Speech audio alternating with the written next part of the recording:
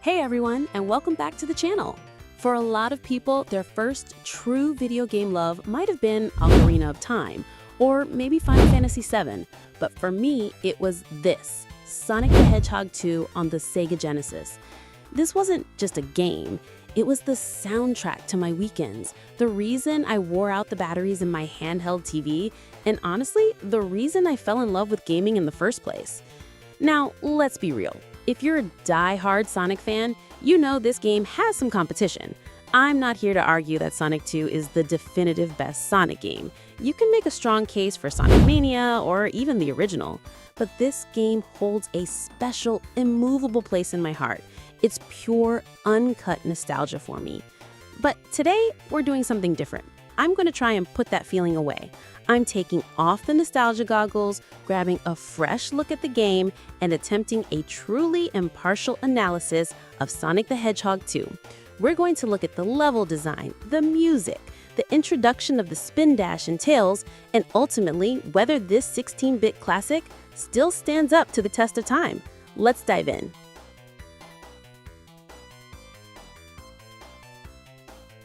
All right, let's get into the nuts and bolts of what this game actually is. Sonic the Hedgehog 2 landed on the SEGA Genesis in 1992. Like the first game, it's a pure, high-speed, side-scrolling platformer. You are Sonic, and your mission is simple yet apocalyptic. Stop the nefarious Dr. Robotnik, or as we know him, Eggman, from stealing the mystical Chaos Emeralds to power his ultimate weapon, the Death Egg Space Station. You're running, you're jumping, you're collecting those signature golden rings, smashing Robotnik's animal prisons, and facing off against his enormous boss mechs at the end of every zone. It's the classic formula, but this time, everything felt amplified. The biggest reason Sonic 2 feels so much better than the original? Speed and innovation. This game introduced mechanics that would define the franchise forever. The most critical addition? The Spindash. This shift to velocity wasn't just a mechanic, it was fundamental to the level design. While the first Sonic often featured more deliberate, almost a puzzle-like platforming challenges that sometimes required braking, Sonic 2 threw caution to the wind. Its stages are explicitly speed-oriented, constantly pushing you to maintain high velocity. Despite there are some exceptions, like the ocean oil. Crucially, they are also larger and boast a significantly greater number of different routes and branching paths, consistently rewarding players who can maintain their momentum and explore the high-level lines over the slower, lower ground. The Spindash wasn't just a clever trick. It let you instantly turn a dead stop into a lightning-fast acceleration, integrating perfectly with the already brilliant level design. It was a game-changer, literally making the experience faster and more fluid. But perhaps the single most iconic addition for me, personally, was Miles' Tails Prowler. I'll admit, Tails is easily my favorite character in the entire Sonic franchise. The adorable and smart two-tailed fox who could fly was introduced specifically to facilitate a true two-player cooperative mode, something the first game totally lacked. However, the execution was shaky. While the option was there, we all know the reality of the co-op mode. Poor Player 2 mostly spent their time running off-screen, constantly dragged behind Sonic, and when you're playing solo, Tails is mostly irrelevant to your actual progress, serving more as a constantly flying invulnerable shield.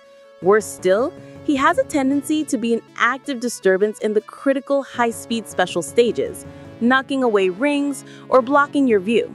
It's a mechanic with brilliant ambition that honestly didn't quite stick the landing. Speaking about special stages, instead of those trippy pinball rooms, we got these fantastic forward-scrolling near 3D graphics, or what looked like 3D at the time. These stages were a massive leap forward and the only way to get those precious Chaos Emeralds needed to unlock Super Sonic. And unlocking Super Sonic was the ultimate payoff. Collect all 7 Chaos Emeralds, and Sonic could tap into this ultimate power, transforming into the golden, near-invulnerable, and lightning-fast form. It was a spectacular reward, and if it looks familiar to any anime fans out there, that's because it was directly inspired by the Super Saiyan transformation from Dragon Ball Z. This power-up gave the game a massive boost in replayability and provided an incredible feeling of sheer dominance, at least until you ran out of rings, which were constantly draining to maintain the transformation. But this is where we have to put those critical glasses on again. While the sheer power rush of Super Sonic is incredible, it does come at a cost. It ultimately trivializes the entire game. The level design, which we just praised for its complexity, speed, and branching paths, was definitively not thought through with the idea of an invincible hedgehog constantly running around.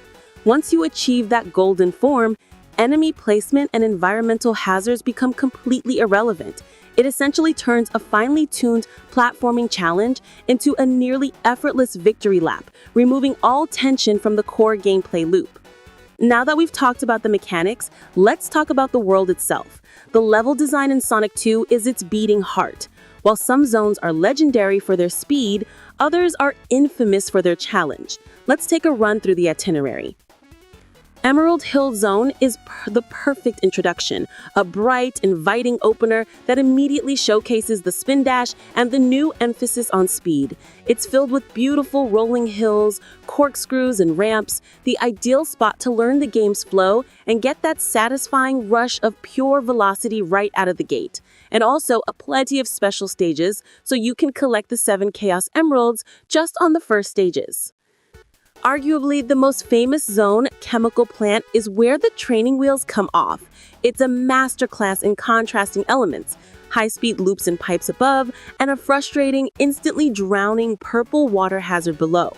It's fast, the music is iconic, and every player remembers that agonizing 10-second count before they escape the toxic depths.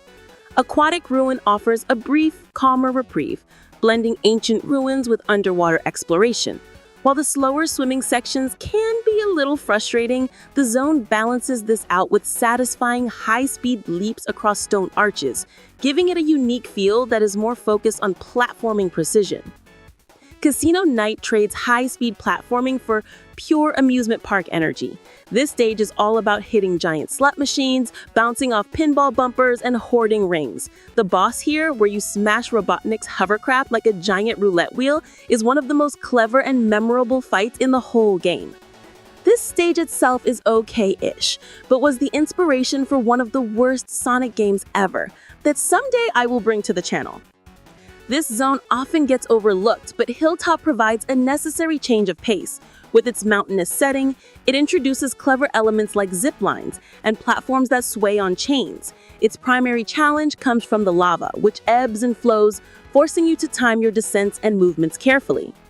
Mystic Cave is famous for its dark, overgrown tunnels and its use of wooden pegs that retract into the walls. It creates moments of high tension, especially when dealing with the bottomless pits. This zone is a platforming gauntlet that demands perfect timing and memory. It's a fantastic mix of atmosphere and challenge. A divisive but atmospheric zone, Oil Ocean is where the pollution theme hits its peak, forcing you to navigate slippery platforms over a sea of toxic, viscous oil.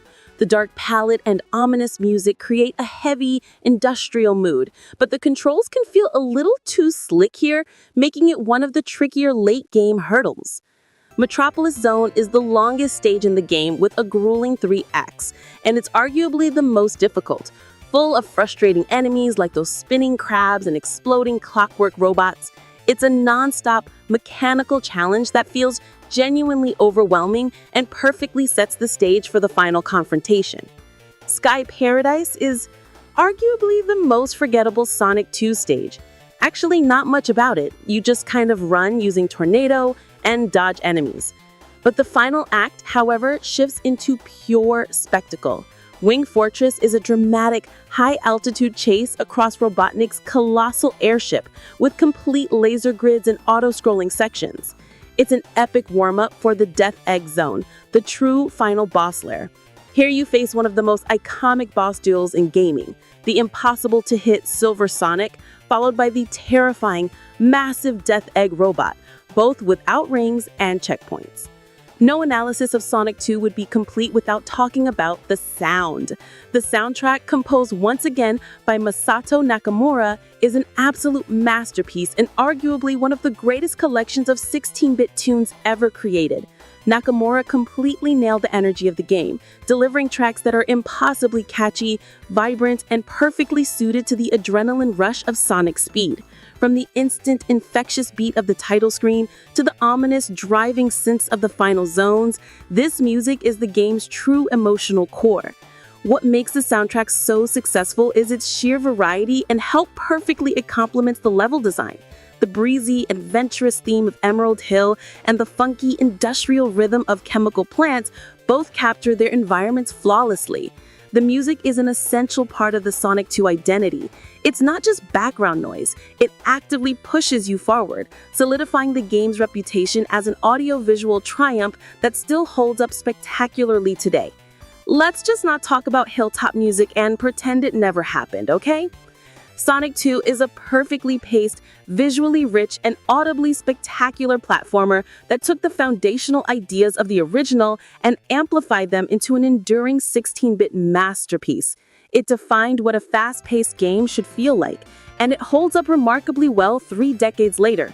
And because of that, after a truly impartial analysis, I am giving Sonic the Hedgehog 2 a final score of 9.2 out of 10. And that is my final verdict. Now it's time for you to weigh in. What was your most frustrating moment in Chemical Plant? Was Tails your best friend or your worst enemy in the special stages? Let me know in the comments below.